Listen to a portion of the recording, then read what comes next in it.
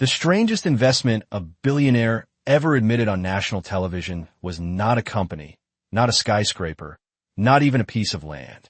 It was a single train ticket bought by a stranger who had only $20 left in the world. The auditorium fell silent when Daniel Hayes held the small paper ticket up to the lights, his voice steady, but his eyes carrying the weight of memory. No one in that glittering room of investors and reporters understood what he meant.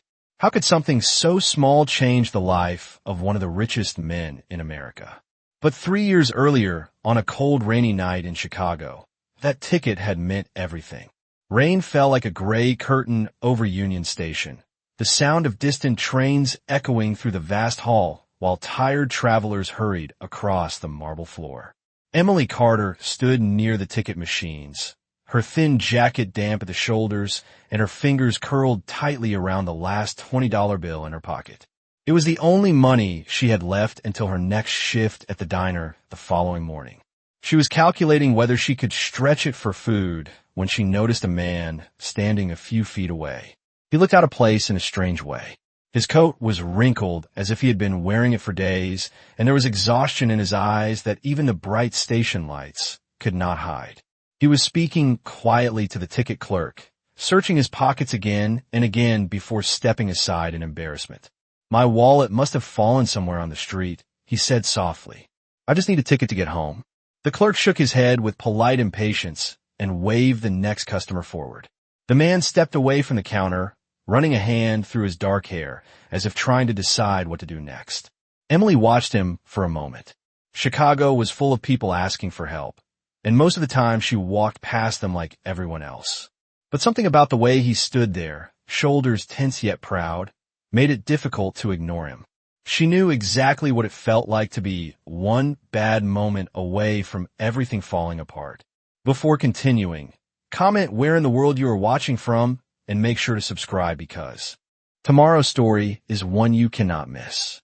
Emily hesitated only a second longer before walking toward the machine. The screen glowed softly as she selected a one-way ticket to the next city north. The price appeared, and for a moment her hand froze above the button. $20, the exact amount she had left. If she spent it now, she would have to walk nearly 2 miles back to her tiny apartment and skip dinner again. She looked back at the stranger. He was staring down the long hallway of the station, as if hoping some miracle might appear. With a quiet breath, Emily pressed confirm. The machine printed the ticket with a short mechanical sound.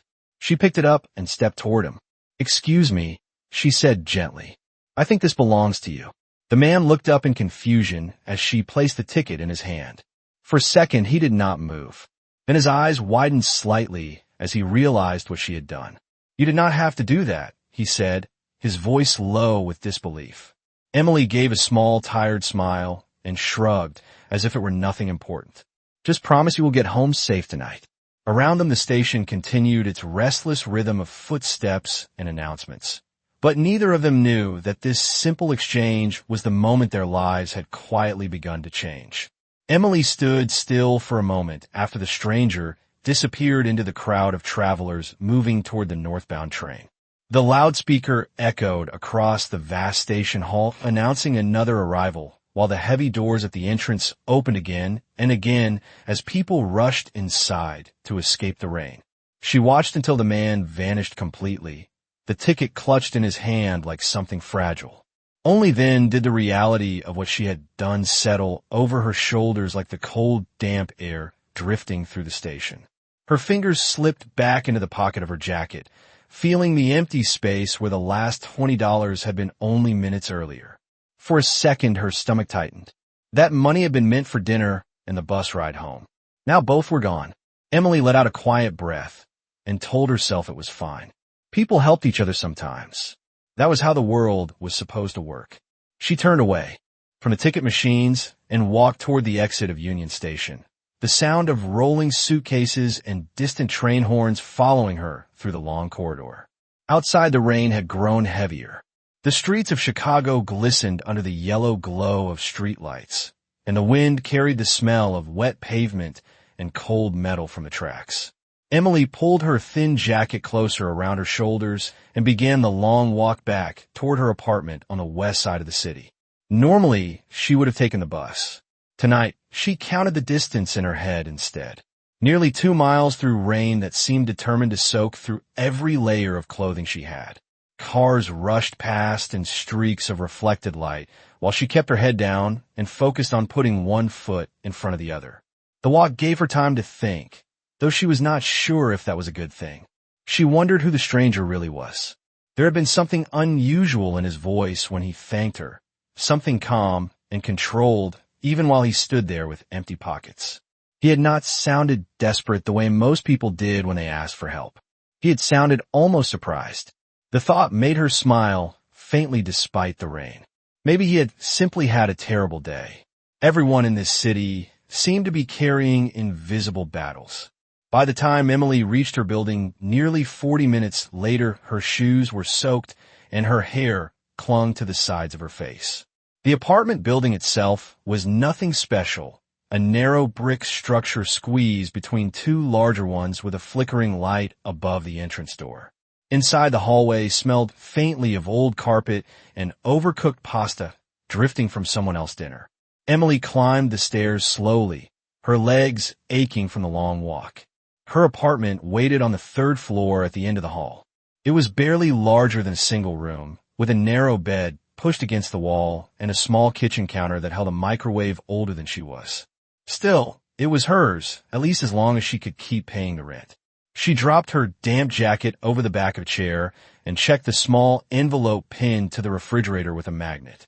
The landlord note was still there, a reminder written in thick black marker that rent was due in 3 days. Emily stared at the words for a long moment before looking away. Her shift at the diner the next morning would help, but it would not be enough by itself. She would need extra hours again, which meant convincing the manager she was worth keeping on the schedule. She changed into dry clothes and sat on the edge of the bed, exhaustion slowly replacing the chill that had followed her home.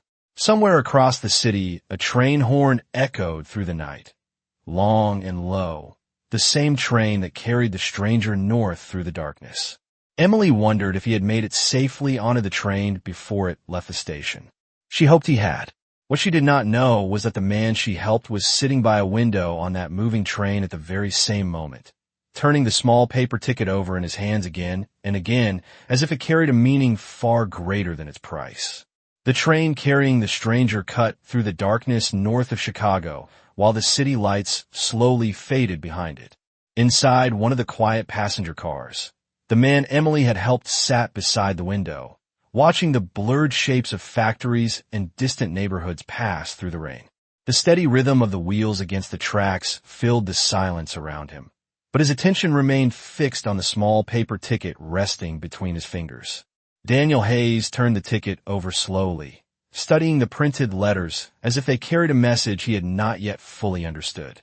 For most of his life, Daniel had been surrounded by numbers that looked far larger than this simple piece of paper.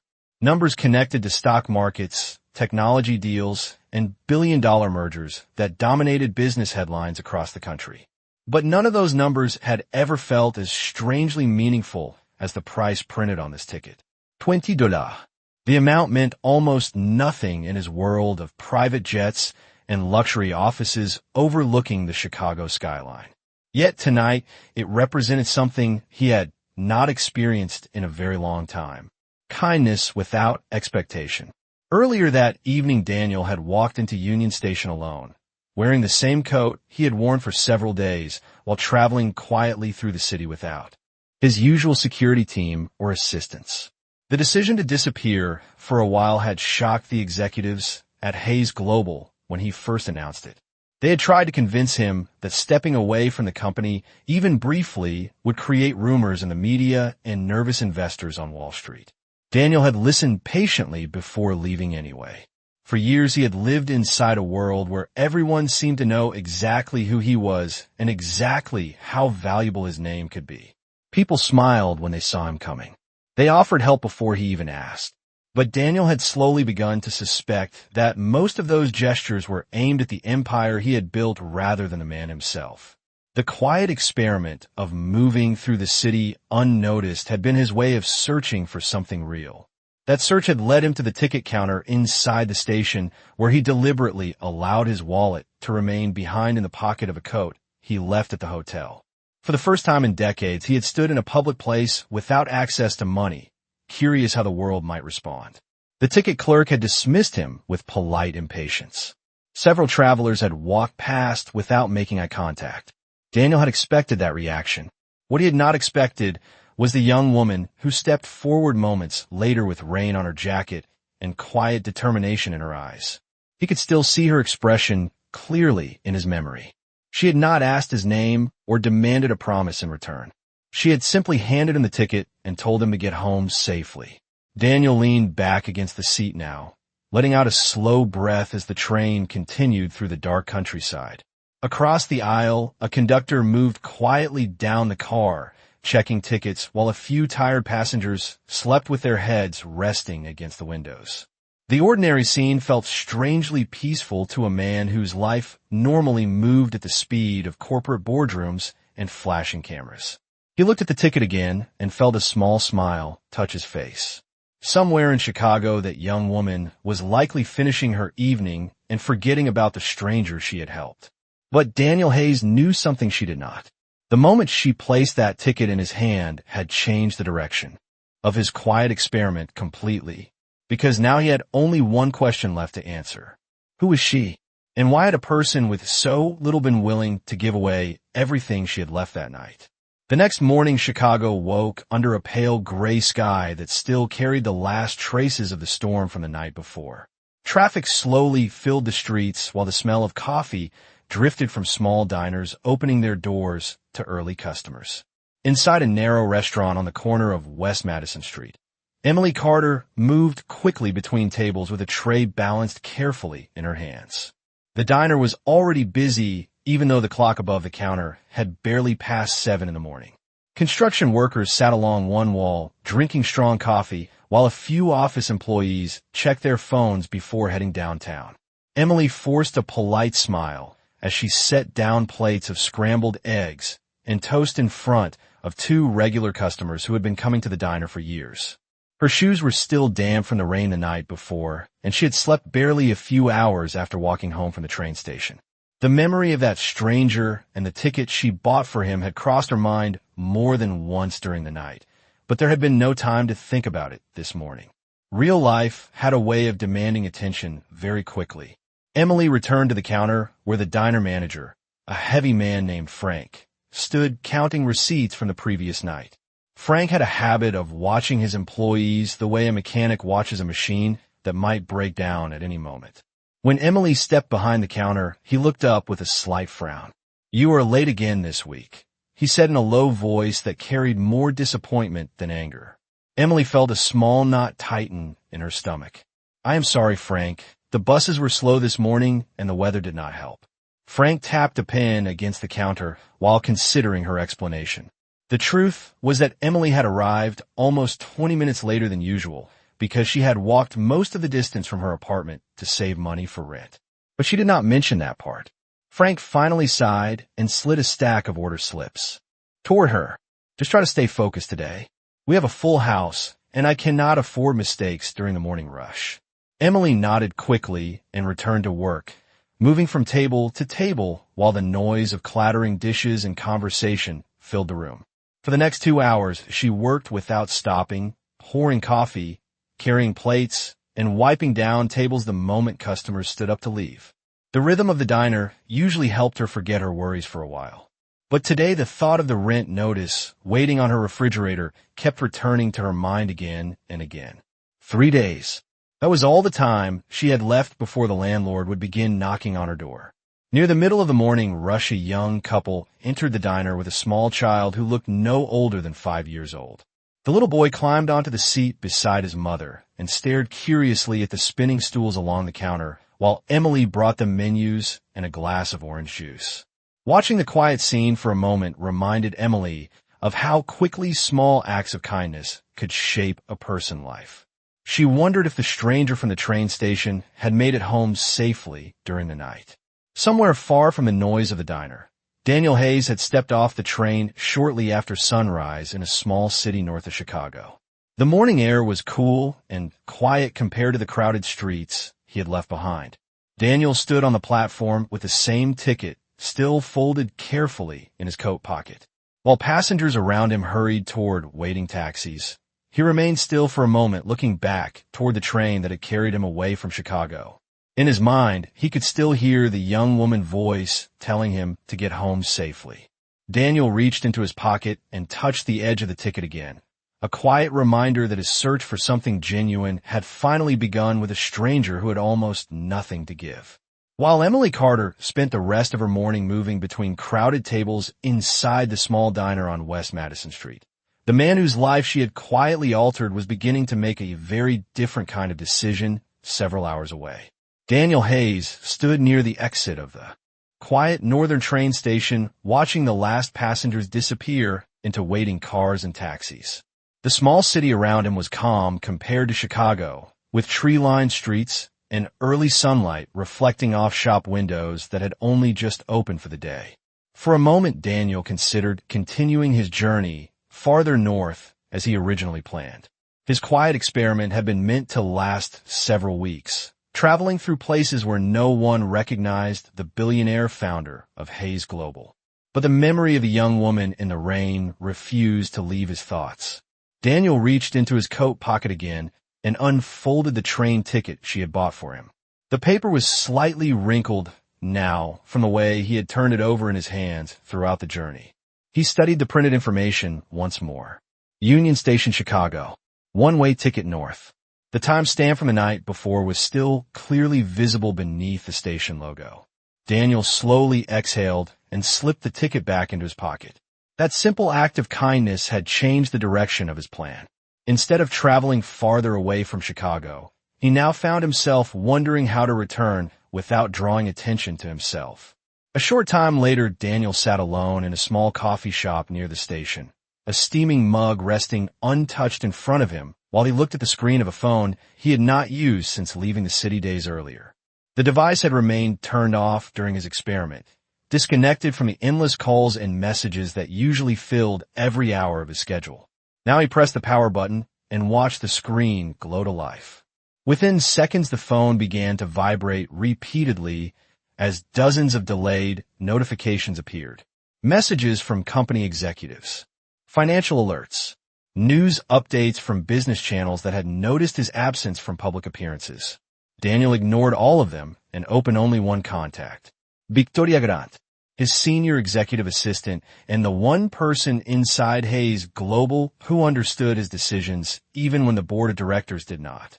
The phone rang briefly before her calm voice answered on the other end. Daniel, I was beginning to wonder if you had vanished completely. Daniel allowed a faint smile to form as he leaned back in the chair. Not vanished, just thinking. There was a short pause before. Victoria responded again with a tone that mixed relief with curiosity. I assume you have a reason for calling after several days of silence. Daniel looked down at the ticket in his hand once more before speaking. I need a favor. Victoria guatit paciently. Daniel continued slowly. Last night at Union Station in Chicago, a young woman helped me when I had no money with me. She bought me a train ticket. Victoria was silent for a moment, clearly surprised by the unusual request. Daniel continued before she could ask questions. I want to find her. There are security cameras all over that station. I want to review the footage from last night and identify her. Victoria finally spoke again with careful professionalism. That should be possible. But Chicago Union Station sees thousands of travelers every evening. Do you have anything that might narrow the search? Daniel closed his eyes briefly as he pictured the moment in the station once more. Yes, she was wearing a thin blue jacket, and she stood near the ticket machines by the north entrance. She looked like someone who had worked a long shift somewhere nearby. Victoria typed quickly on her keyboard on the other end of the call. I will begin contacting the station management and our security analysts immediately. It may take some time to review the recordings. Daniel nodded, even though she could not see him. Take whatever time you need, but find her. When the call ended, Daniel finished the coffee that had grown cold during their conversation. Somewhere in Chicago, the young woman who had given away her last $20 was living a life that had likely become even harder after that rainy night.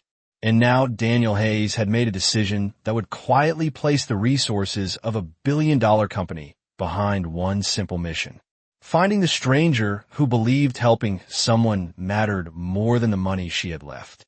Several days passed while the city of Chicago continued its restless rhythm of traffic, trains, and crowded sidewalks. Emily Carter moved through those days the same way she always did, one shift at a time inside the small diner where the smell of coffee and grilled food seemed permanently woven into the walls. The rent notice on her refrigerator still waited like a quiet warning each time she returned to her apartment at night. Every dollar she earned now mattered more than ever. By the end of the week, Emily found herself working longer hours, covering extra tables whenever another server called in sick. Her feet ached constantly from standing, and her voice had grown slightly hoarse from greeting customers with the same polite smile hour after hour. Yet she kept moving, because slowing down meant thinking too much about bills she could barely afford to pay. On a cool afternoon after finishing a double shift, Emily stepped outside the diner and breathed in the fresh air as the late sunlight stretched long shadows across the street. She checked the time on her phone and realized she had a rare free evening ahead of her. Instead of going directly home, she began walking toward a small community center a few blocks away, where volunteers served simple meals to people who needed them. Emily had started helping there months earlier whenever her schedule allowed. It was not much, but offering a few hours of her time made her feel as if she could still give something back to the world despite her own struggles. Inside the community center, a handful of volunteers moved between folding tables while large metal pots of soup warmed on portable burners. The room carried the soft hum of quiet conversations and the clatter of dishes being arranged for the evening meal. Emily tied an apron around her waist and joined the others behind the serving table, greeting familiar faces who arrived, looking for a warm meal and a moment of kindness. What she did not know was that someone else had entered the building only minutes earlier. Daniel Hayes stepped quietly through the doorway at the far end of the room, wearing the same worn coat he had used during his travels. The place was simple and modest, exactly the kind of place he had begun visiting during his experiment away from the world of corporate boardrooms. He moved slowly toward the back of the room and sat down at an empty table, observing the volunteers with quiet interest. His plan had been to spend a few hours here before returning to Chicago the next morning. But as he looked toward the serving tables, his attention suddenly fixed on one familiar figure. The young woman handing out bowls of soup to the guests stood only a few feet away, her blue jacket hanging on a chair beside the table. Daniel felt his heartbeat slow as recognition settled in. It was the same woman from Union Station, Emily Carter. She was laughing gently while helping an elderly man carry his tray to a seat near the window, completely unaware that the stranger she had helped several nights earlier was now sitting quietly across the room watching her. Daniel remained where he was for several minutes, taking in the scene before deciding to stand. When Emily returned to the serving table, he stepped forward and waited in line like everyone else. A moment later, she looked up and froze slightly when her eyes met his. For a second, confusion crossed her face as if her memory was searching for the connection. Then recognition appeared, and her expression softened with surprise. "You made it home safely," she said quietly. Daniel nodded with a calm smile. "Thanks to you." Emily handed him a bowl of soup and shook her head lightly. It was only a train ticket. Daniel looked down at the bowl in his hands before answering. Sometimes the smallest things mean the most. Emily shrugged in a modest way that suggested she had already forgotten the importance of what she had done. To her, the moment at the station had simply been a choice made on a rainy night. But Daniel Hayes knew that moment had just led him to the one person in Chicago he had been searching for since stepping onto that train. Emily watched the stranger carefully as he stepped aside with a bowl of soup, still slightly surprised to see him standing in front of her again. For a moment, she tried to remember the exact details of that rainy night at Union Station, but the memory felt distant compared to the long hours she had worked since then. The The community center slowly filled with people taking seats at the folding tables, while volunteers continued serving meals along the counter. Daniel Hayes chose a quiet chair near the middle of the room and began eating slowly, though his attention returned again and again to Emily as she moved from one guest to another, offering bread and warm smiles. There was something steady about the way she treated everyone who entered the building. It was not dramatic or performative kindness. It was quiet, consistent, and genuine. Daniel noticed how she bent slightly to speak with an elderly woman who struggled to hear, and how she helped a man with tired eyes carry his tray across the room without making him feel embarrassed. The more he watched, the more certain he became that the person he had been searching for was even more remarkable than he first believed. Nearly 20 minutes later, the line for food had disappeared, and the room settled into a calmer rhythm of soft conversations and clinking dishes. Emily wiped her hands on a towel and finally walked toward Daniel's table. "I did not expect to see you here," she said with a small, curious smile. Daniel looked up from his bowl and met her eyes. "Neither did I," he replied honestly. Emily pulled out the empty chair across from him and sat down for a moment while the other volunteers continued cleaning the serving area. "So you made it home safely after all?" she said. Daniel nodded. The train ride was long but quiet. Emily leaned back slightly, studying him with friendly curiosity. "That is good. I was wondering about that later. Chicago weather can make everything difficult at night." Daniel hesitated briefly before speaking again. "I never thanked you properly." Emily shook her head immediately. "You already did, and it was just a ticket." Daniel smiled faintly at her words. "Just a ticket to you, but to someone else it might have meant a lot more." Emily shrugged again with the same modest gesture she had used earlier. "My mother always said that if you can help someone, you should. It does not need to be complicated." Daniel listened carefully to that sentence, recognizing the quiet strength behind it. He noticed that Emily spoke about kindness as if it were the most natural rule in the world rather than something extraordinary. "What do you do when you're not here volunteering?" he asked after a moment. Emily brushed a loose strand of hair away from her face. "I work at a diner a few blocks from here. Mostly morning shifts and sometimes evenings when they need extra help." Daniel nodded thoughtfully. "That must keep you busy." Emily laughed softly. "Busy is one word for it, but it pays the rent most of the time." Daniel noticed the slight pause she made before saying those last words, a pause that suggested life had not been easy lately. Still, there was no bitterness in her tone, only determination. As their conversation continued, the noise inside the community center slowly faded into the background. They spoke about small things at first. Chicago neighborhoods, favorite places to walk along the river, the quiet comfort of late-night diners after long workdays.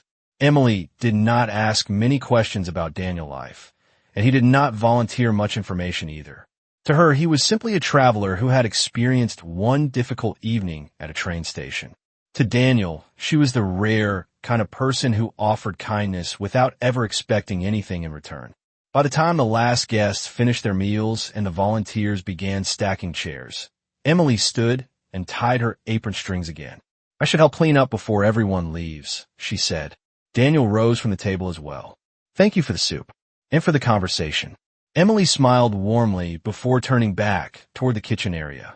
Daniel watched her for a moment longer, realizing that his search had brought him exactly where he needed to be. But he also understood that the most important part of this story had not begun yet. The evening at the community center slowly came to an end as volunteers stacked the last chairs and wiped down the folding tables. Outside the windows, the Chicago sky had turned a deep shade of blue as the first streetlights flickered on along the quiet block.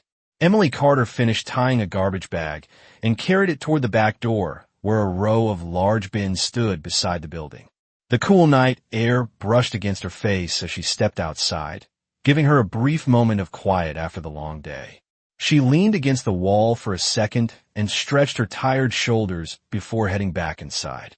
When she returned to the main room, she noticed that most of the guests had already left and only a few volunteers remained, laughing softly while they finished cleaning the kitchen area.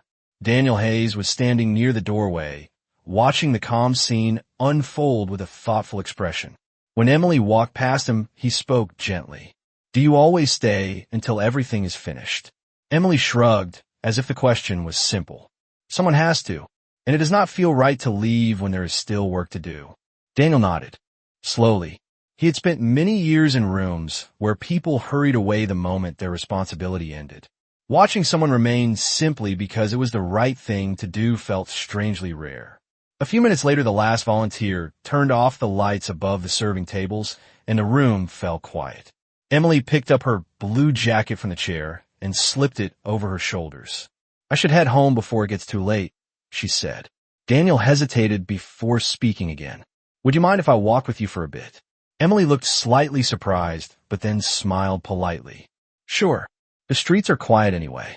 They stepped outside together and began walking slowly down the sidewalk beneath the glow of yellow streetlights. The city felt calmer now compared to the crowded noise of the afternoon. Cars passed occasionally, and somewhere in the distance the low rumble of a train echoed through the night. For a while they walked in comfortable silence. Daniel noticed how Emily kept her hands tucked into her jacket pockets against the cool air.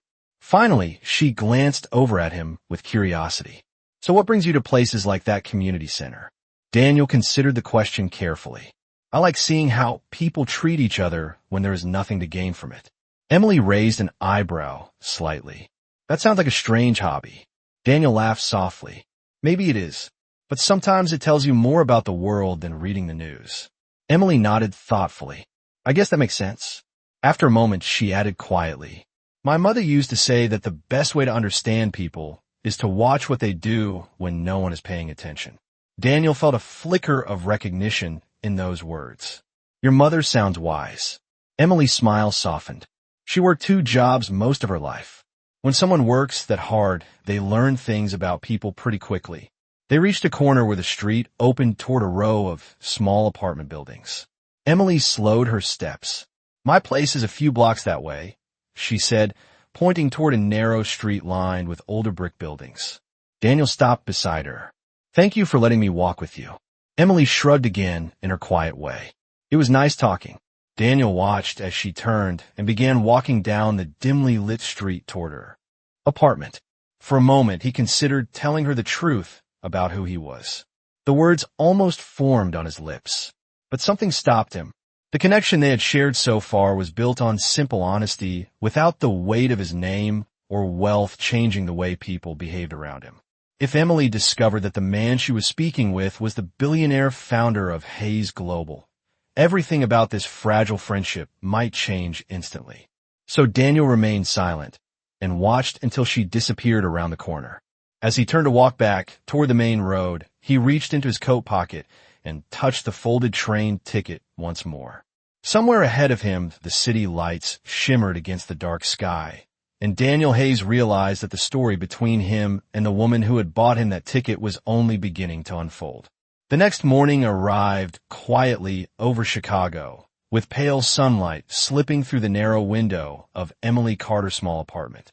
The city outside had already begun its usual rhythm of buses, distant horns, and people hurrying toward another long day. Emily sat at the tiny kitchen counter with a cup of coffee that had grown cold while she stared at the rent notice still pinned to her refrigerator. The thick black letters were impossible to ignore. 3 days left. She folded the paper slowly and placed it beside the microwave before pulling on her jacket for another shift at the diner. By the time she stepped onto the sidewalk, the air carried the cool promise of autumn, and the streets were filling with commuters moving toward the downtown train stations.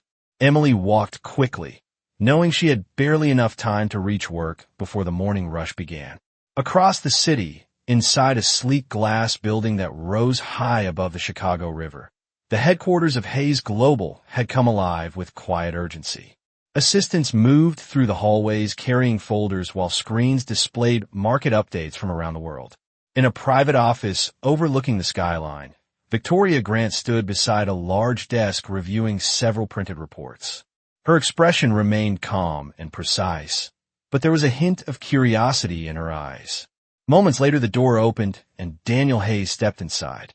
He was dressed more formally than the previous days, though he still carried the quiet calm he had discovered. during his time away from the corporate world. Victoria looked up and offered a respectful nod. "Welcome back to the center of chaos," she said lightly. Daniel glanced around the office for a moment before walking toward the wide window that framed the city skyline. "I see the world did not stop while I was gone." Victoria allowed a faint smile. "The markets rarely wait for anyone, but your disappearance did create some interesting headlines." Daniel turned back toward her. "I'm sure it did." Victoria held up one of the reports. "We have managed to reassure most investors that the company leadership remains stable. But I suspect that is not why you asked me to gather information about a young woman from Union Station." Daniel reached into his coat pocket and unfolded the same train ticket he had carried since that rainy night. He placed it gently on the desk between them. "Her name is Emily Carter." Victoria studied the documents in her hands and nodded. "Our team reviewed the security recordings from the station and matched them with nearby businesses. She works at a diner on West Madison Street." Victoria paused before adding another detail. "She also volunteers at a community center 2 evenings each week." Daniel nodded slowly, already knowing that part. "I met her again last night." Victoria's eyebrows lifted slightly in surprise. "Without revealing who you are." Daniel gave a small nod. "Yes, I wanted to see who she was when she did not know anything about me." Victoria considered this quietly for a moment. "And what did you discover?" Daniel looked out toward the city again, where sunlight reflected from the glass towers along the river. "I discovered that she is exactly the same person she was at that train station. She helps people without asking for anything in return." Victoria closed the folder in her hands. "That is rare." Daniel turned back toward the desk and rested his hands on the edge. "I want to continue meeting her, but she cannot know about Hayes Global yet." Victoria studied him carefully, understanding that this request carried deeper meaning than a simple curiosity about a stranger. "Are you certain that is wise?" Daniel answered without hesitation. "If she knows who I am, everything changes." Victoria slowly nodded, though her expression suggested she understood the risk involved. Meanwhile, only a few miles away, Emily Carter pushed opened the door of the diner and stepped into the familiar warmth of sizzling grills and the smell of fresh coffee. She tied her apron and prepared for another long shift, completely unaware that the quiet stranger she had helped at the train station was now standing once again at the center of a billion-dollar empire, while still thinking about the simple kindness she had shown him. The morning rush inside the diner moved quickly, filling the small room with the sound of sizzling grills, clinking plates, and tired customers searching for coffee before beginning their workday. Emily Carter moved steadily between tables, carrying orders and greeting familiar faces with the same calm smile she had practiced for years. Outside the windows, the streets of Chicago were alive with traffic and the constant movement of people heading toward offices, construction sites, and train stations. For most customers, the diner was only a short stop before the day truly began, but for Emily, it was the center of a life built on long hours and careful budgeting. Near the middle of the morning, a small television mounted above the counter flickered on with the local news channel as one of the cooks turned up the volume slightly. The broadcast was covering a business report about technology companies based in Chicago. Emily barely noticed at first as she poured coffee for a table of regular customers, but a familiar voice from the television suddenly caught her attention. On the screen appeared a tall man, standing at a conference podium inside a large glass building. The headline below the image read that the chief executive officer of Hayes Global had returned to public appearances after several days away from the company headquarters. Emily froze for a brief second as recognition struck her. The man speaking confidently to reporters was the same stranger she had shared soup with at the community center. Daniel Hayes. The bowl slipped slightly in her hands before she set it down quickly on the counter. Around her, the diner continued moving with the same noisy energy as customers talked and dishes clattered, but Emily's attention remained fixed on the television screen. The news reporter explained that Daniel Hayes had been absent from public view for nearly a week, while the leadership team of Hayes Global continued managing the technology company operations. Analysts were speculating about his unexpected disappearance. and sudden return to the spotlight. Emily felt her heart beat faster as the realization settled over her. The quiet traveler she had met twice now was not simply a man passing through Chicago. He was one of the most powerful business leaders in the country. Frank, the diner manager, noticed Emily staring toward the television and frowned slightly. "Everything all right?" he asked.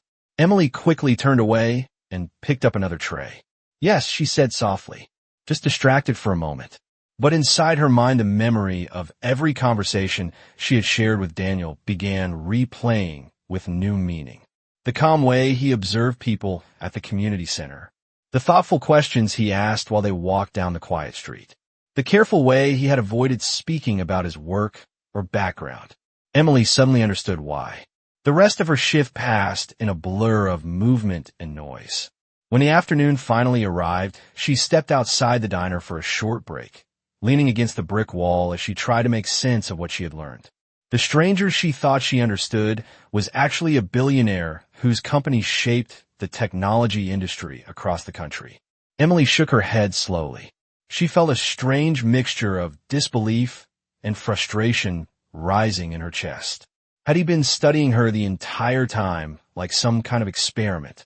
Across the city, Daniel Hayes stood in front of a group of reporters answering questions about his recent absence from the public eye. Cameras flashed as journalists asked about company plans and future investments. Daniel responded with calm professionalism, but part of his attention remained elsewhere. Even while speaking about business strategy, he found himself thinking about a small diner on West Madison Street and the young woman who had unknowingly changed his life with a single act of kindness on a rainy night at Union Station. What Daniel did not yet realize was that Emily Carter had just discovered the truth about who he really was. Emily Carter spent the rest of that afternoon moving through the diner as if she were walking inside a dream she did not fully understand. The discovery she had made during her shift refused to leave her thoughts. Every time she poured coffee or carried a plate of food to a table, the image from the television screen replayed in her mind. The confident man, speaking to reporters, surrounded by cameras and bright lights, was the same quiet stranger who had eaten soup at the community center and walked beside her down a quiet street. Daniel Hayes, Chief Executive Officer of Hayes Global, one of the most powerful business leaders in the country. Emily tried to focus on her work, but the questions kept returning. Why had he hidden something that important? Had their conversations been real? Or had she simply been part of a strange story he would forget the moment he returned to his world of skyscrapers and investors? When her shift finally ended, she removed her apron and stepped outside into the fading afternoon light. The air had turned cooler and a soft wind moved through the narrow street. Emily began walking toward her apartment with slower steps than usual. Her mind was still busy sorting through everything she had learned. At one point, she stopped near a small convenience store and looked through the window where a television was playing the same news broadcast she had seen earlier. Daniel Hayes appeared again on the screen, standing beside a group of business leaders while reporters asked questions about technology investments and economic forecasts. The calm confidence in his voice was completely different from the quiet man she had spoken with beside the community center. Emily felt a small wave of frustration rise in her chest. She had trusted him because he seemed ordinary. Now she realized that nothing about him had been ordinary at all. Across the city, Daniel Hayes had just finished another interview inside the headquarters of Hayes Global. The reporters slowly packed their cameras while assistants guided them toward the elevators. When the last journalist left the room, Daniel remained standing beside the large window that overlooked the Chicago River. The reflection of the skyline shimmered across the glass towers as evening approached. Victoria Grant stepped quietly into the office, holding a tablet filled with schedules and meeting requests. "The board of directors would like a private meeting tomorrow morning," she said. "Several investors are asking about your recent absence." Daniel nodded slightly, but his thoughts seemed far away from the conversation. Victoria noticed the expression and paused before speaking again. "Something is still on your mind." Daniel rested his hands against the desk and looked toward the city below. "Emily Carter discovered who I am today." Victoria raised an eyebrow with interest. I assumed that was inevitable once you returned to the public eye. Daniel gave a small sigh. I had hoped to tell her myself before she saw it on the news. Victoria considered that for a moment. And now, Daniel looked down at the folded train ticket still resting inside his pocket. Now she probably thinks I lied to her. At that exact moment, Emily Carter turned the corner toward her apartment building and stopped suddenly. Standing near the entrance beneath the flickering hallway light was a tall figure wearing a familiar coat. Daniel Hayes looked up as she approached, his expression calm but serious. For several seconds, neither of them spoke. The quiet street carried only the distant sound of traffic moving through the city. Finally, Emily crossed her arms and looked directly at him. So the quiet traveler who needed help buying a train ticket is actually the billionaire who owns half the skyline in this city. Daniel did not attempt to deny it. He simply nodded once. Emily shook her head slowly. You could have told me the truth. Daniel answered gently. I wanted you to know me before you knew my name. The silence that followed carried the weight of everything that had changed between them. Emily Carter stood beneath the weak yellow light outside her apartment building, her arms still crossed as the evening air moved quietly through the empty street. Daniel Hayes remained a few feet away, the same calm expression on his face, though there was something more serious in his eyes now. The moment between them carried a tension that neither of them had expected when their story began on a rainy night at Union Station. Emily exhaled slowly and shook her head again. I do not understand why you thought hiding something like that was a good idea. Daniel did not interrupt her. He knew the frustration in her voice was justified. I never meant to deceive you, he said carefully. Emily gave a small laugh that carried no humor. You introduced yourself as a traveler who lost his wallet. That sounds a lot like deception to me. Daniel accepted the words without arguing. The truth was complicated, but he knew explanations meant little until Emily decided whether she even wanted to hear them. The street behind them remained quiet while distant traffic hummed through the larger avenues of the city. Finally, Daniel spoke again in a calmer tone. That night at the station was part of something I had been trying to understand for a long time. Emily looked at him with a skeptical expression. What exactly were you trying to understand? Daniel reached into his coat pocket and slowly unfolded the small train ticket she had bought for him.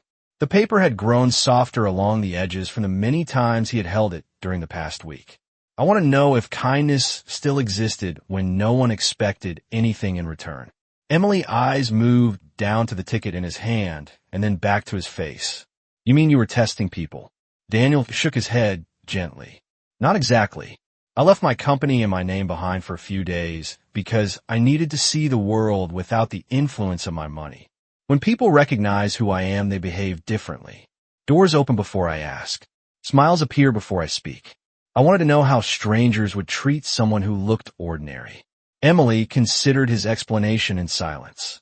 The logic behind it made a certain kind of sense, but it still did not erase the uncomfortable feeling that she had been observed rather than simply met. Daniel continued quietly. Most people walked past me that night. Some avoided eye contact completely. The ticket clerk told me to step aside because other customers were waiting. Then you walked up to the machine and spent the last $20 you had. Emily frowned slightly. How do you know it was the last $20? Daniel lowered his eyes for a moment. Because my assistant reviewed the security recordings from the station after I asked her to help me find you. Emily's expression tightened. So I was part of an investigation. Daniel shook his head again quickly. No, I asked them to find you because I needed to thank you properly. But when I saw you again at the community center, I realized something important. Emily waited, though she was not sure she wanted to hear the rest. Daniel looked at her with complete honesty now. You help people the same way, whether anyone is watching or not. That is something I have not seen in a long time. Emily looked away toward the dark windows of her apartment building. The words touched something inside her, though she did not want to admit it too quickly. For a long moment, neither of them spoke. Finally, Daniel folded the ticket carefully and held it out toward her. You gave this to me when I had nothing in my pocket. It reminded me that the world still contains people who believe helping someone matters more than money. Emily stared at the ticket resting in his hand. The same small piece of paper she had forgotten about after that rainy night was now the center of a conversation she never imagined having. Daniel's voice softened as he added one final sentence. I did not come here tonight to impress you with who I am. I came because that moment at the station changed something in my life. And I wanted you to know that. Emily Carter looked at the small train ticket resting in Daniel Hayes' hand for a long, quiet moment.